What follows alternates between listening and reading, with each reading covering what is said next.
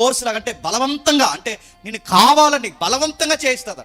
పాపం చేస్తుందని చెప్పి ఎలా ఉంటుందో తెలుసా? వద్దు వద్దు వద్దు వద్దు వద్దు అనుకుంటేనే చేస్తాం. చేసిన తర్వాత అనిపిస్తుంది ఎందుకు చేస్తాం అనిపిస్తుంది. చూడకూడదు అనుకుంటాం, చూస్తాం. చూసి అక్కడికి వెళ్ళిపోయిన తర్వాత అనవసరంగా చూసాను అంటుంది. మరి అప్పుడు ఎందుకు చూసావు?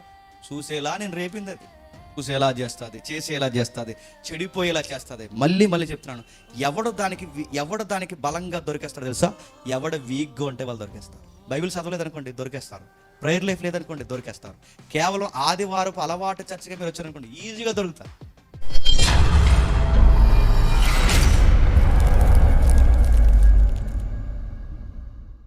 కాబట్టి నేను మేలు చేయగోరు నాకు కీడు చేటు కలుగుచున్నది, ఒక నియమము నాకు కనబడుచున్నది. ఒక నియమం అన్న దగ్గర ఏంటో తెలుసా? అదొక చట్టంలా ఉందట. నియమం అంటే ఏమంటారండి?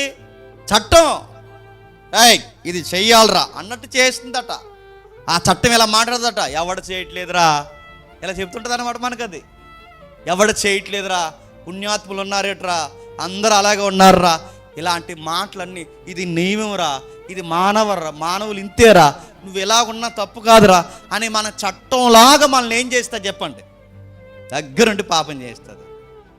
అందుకే చూస్తున్నాడు, ఒక నియమములా పనిచేస్తుందట అంతరంగ పురుషుని బట్టి. దేవుని ధర్మశాస్త్రమందు నేను ఆనందించుచున్నాను కానీ వేరొక నియమము నా అవయవాల్లో ఉన్నట్టు నాకు కనబడుచున్నది. అది నా మనసునందున్న ధర్మశాస్త్రంతో పోరాడుచు నా అవయవంలో ఉన్న పాప నియమానికి నన్ను చెరపట్టి లోబరుచుకున్నది. చెర అంటే అరెస్ట్, అంటే పాపం నిన్ను అరెస్ట్ చేసింది. పాపం నిన్ను అరెస్ట్ చేయడమే కాదు, అది ఫోర్స్లా పనిచేస్తుంది. ఈ వచనాలు, రోమపత్రిక వచనాలు ఏవైతే ఉన్నావో గ్రీకులో మూలం ఏం వాడో తెలుసా? అది ఒక ఫోర్స్, ఒక గవర్నమెంట్, ఒక కింగ్, ఇలాంటి పదాలు వాడాడంటే ఆ వచనాలకి. మూల వచనాల్లో అర్థాలు ఏమున్నాయి, గ్రీకులో ఏమున్నాయి అంటే ఇదిగో గ్రీకులు ఇదే పదాలు ఉన్నాయి. ఫోర్స్ లాగంటే బలవంతంగా, అంటే నేను కావాలని బలవంతంగా చేయిస్తుందట. పాపం చేస్తున్నాను చెప్పి ఎలా ఉంటుందో తెలుసా? వద్దు వద్దు వద్దు వద్దు వద్దు అనుకుంటేనే చేస్తాం. చేసిన తర్వాత అనిపిస్తుంది ఎందుకు చేస్తాం అనిపిస్తుంది. చూడకూడదు అనుకుంటాం, చూస్తాం. చూసి అక్కడికి వెళ్ళిపోయిన తర్వాత అనవసరంగా చూసాను అంటుంది. మరి అప్పుడు ఎందుకు చూసావు?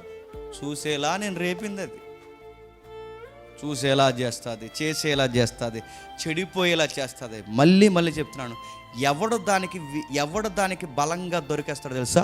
ఎవడ వీక్గా ఉంటే వాళ్ళు దొరికేస్తారు. బైబిల్ చదవలేదనుకోండి దొరికేస్తారు. ప్రేయర్ లైఫ్ లేదనుకోండి దొరికేస్తారు. కేవలం ఆదివారపు అలవాటు చర్చగా మీరు వచ్చారనుకోండి ఈజీగా దొరుకుతారు. ఆ పాపానికి ఎవడ దొరకడంటే మళ్ళీ చెప్తున్నాను, ప్రతిరోజు దేవునితో ఎవడైతే బలమైన సహవాసం కలిగి ఉంటారో వాడు దొరకడు. నేనైనా ఉన్నాను, డైలీ ప్రసంగాలు చెప్పుకుంటూ ఇంకా అలా తిరుగుతూ, ఇంకా ఎప్పుడు నేను చెప్పేవాళ్ళగా ఉంటే, నేను ఎప్పుడు ఎవరిదే వినకుండా, ఏ పుస్తకం చదవకుండా నేను కేవలం చెప్పే స్థితిలో ఉన్నాను అనుకోండి, ఖచ్చితంగా నాకు బైబిల్ స్టడీ లేకపోయినా, ప్రేయర్ లైఫ్ లేకపోయినా ఖచ్చితంగా నేను ఎవరికి దొరుకుతాను తెలుసా? పాపాన దొరుకుతా. ఖచ్చితంగా దొరికేస్తాం. ఒక స్పీకర్ అయినా దొరుకుతాడు, ఓ సంఘ పెద్ద అయినా దొరుకుతాడు. జీవితంలో 40-50 ఏళ్ళు సేవ చేసినోడు కూడా వీక్గా దానికి కనబడితే దొరికేస్తారు. పట్టుకుంటుంది ఖచ్చితంగా, అది ఖచ్చితంగా పట్టుకుంటుంది. అందుకే ప్రభువైన యేసుక్రీస్తు వారు అంటున్నాడు, మీరు పాపానికి చెప్పండి దాసులుగా ఉండొద్దు. మీరు పాపానికి దాసులుగా ఉండొద్దు. ఆ రోజు ఐగుప్తిలో ఫరోకు బానిసలు, ఆ రాజు అలా ఆళ్ళ చెడగొట్టాడు. ఈరోజు ప్రపంచానికి రాజు ఎవడు చెప్పండి? పాపం. ఈ రాజు ప్రజల్ని ఎలా చెడగొట్టాలో చెప్పండి, అలా చెడగొడుతుంది. ఇప్పుడు చెప్పండి, ఆయన మొదటి సంతకమే దేనికి పెట్టాడు చెప్పండి? ముందు ఆడి సంగతి. ఆడని ఎందుకంటే వ్యక్తిగా పోలుస్తున్నాను పాపాన్ని, మీకు అర్థమవుద్దండి. ముందు ఆడు సంగతి అంటే ఈ రాజు ఫస్ట్ ఫైట్ ఎవరితో స్టార్ట్ చేస్తాడు చెప్పండి? ఆ పాపంతో ఫైట్ స్టార్ట్ చేస్తాడు. అందుకే ఆయన ఫైట్ ఈ లోక సంబంధమైనది కాదు కాబట్టి ఆయన చేతిలో కత్తి లేదు, ఆయన చేతుల్లో సుత్తి లేదు, ఆయన చేతుల్లో ఆయుధం లేదు, ఆయన చేతుల్లో మారణాయుధాలు లేవు. ఆయన ఫైట్ చేసేది ఎవరితో అంటే పాపంతో. గనక అదొక ఆధ్యాత్మిక యుద్ధం. ఆ యుద్ధంతో ఆయన తలబడుతున్నానికి ఆయన సాత్వికుడు. భూమి మీద మనలాగా జగడమాడని వాడు. ఆయన పాపంతోనే గొడవకు దిగాడు గనక ఆ పాపంతోనే మొట్టమొదటి ప్రాబ్లం ఉంది. అందుకే పాపాన్ని తీసి పడేయడానికి ఎలా వచ్చాడు చెప్పండి? రాజుగా వచ్చాడు. ఎందుకు? ఆడు రాజుగా ఉంటే మనల్ని అందరినీ దరిద్రులా తయారు చేస్తున్నాడు. ఇప్పుడు మన జీవితం మీద ఎవరు రాజుగా ఉండాలనుకుంటున్నాడు చెప్పాలి?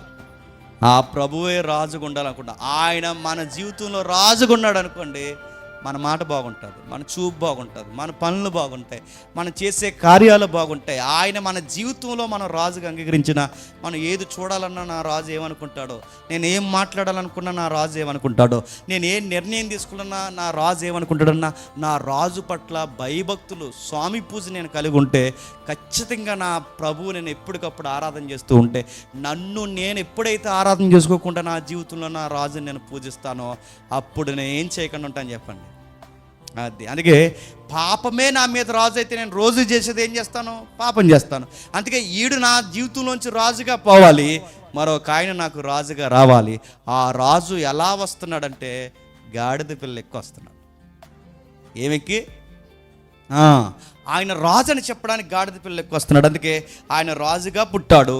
రాజుగా పుట్టినవాడు మొట్టమొదటి సంతకం పాపాన్ని రద్దు చేస్తానన్నాడు. పాపాన్ని రద్దు చేసి ఏమన్నాడంటే, ఇప్పటి వరకు వాడి కింద మీరు బానిసలుగా ఉన్నారు, ఈ రోజు నుంచి రండి, నా దేవుని రాజ్యము సమీపించుచున్నది చెప్పండి, ఆ రాజ్యములోనికి చెప్పండి ప్రవేశించండి. రాజ్యం అంటే ఏంటో తెలుసా? రూలింగ్.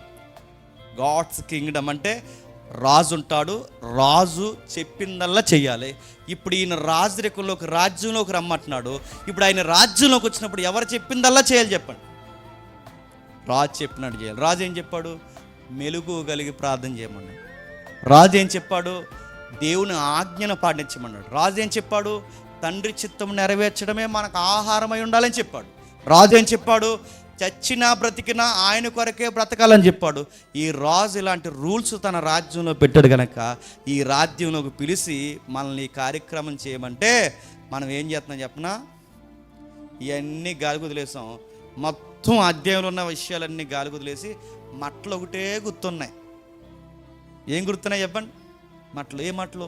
ఈత మాట్లాడుకెళ్దామా, కొబ్బరి మాట్లాడుకెళ్దామా, తాటి మట్ల, ఇది బిజీ అయిపోయారు. ఏం మట్ట చివర్లో ఏం గుచ్చుదాం? నిన్ను గుచ్చు. పువ్వు గుచ్చుదామా? చెప్పండి. ఆకులు గుచ్చుదామా? అరే దీని మీద ఫోకస్ పెట్టారు కానీ నేను అడుగుతున్నాను, దేని మీద ఫోకస్ పెట్టలేకపోయారు చెప్పండి? ఆయన రాజు అనే పదం మీద ఫోకస్ పెట్టలేకపోయాడు. ఆయన గాడిద ఎందుకు ఎక్కువచ్చాడు? ఆ జాగ్రఫికల్ ఎవిడెన్స్ మీద ఆయన ఫోకస్ పెట్టలేకపోయారు. ఆయన ఏ విషయంలో కేంద్రీకరించాలో చెప్పండి, ఆ విషయాన్ని కేంద్రీకరించి మానేశారు. అనవసరమైన విషయాలు కేంద్రీకరిస్తున్నారు.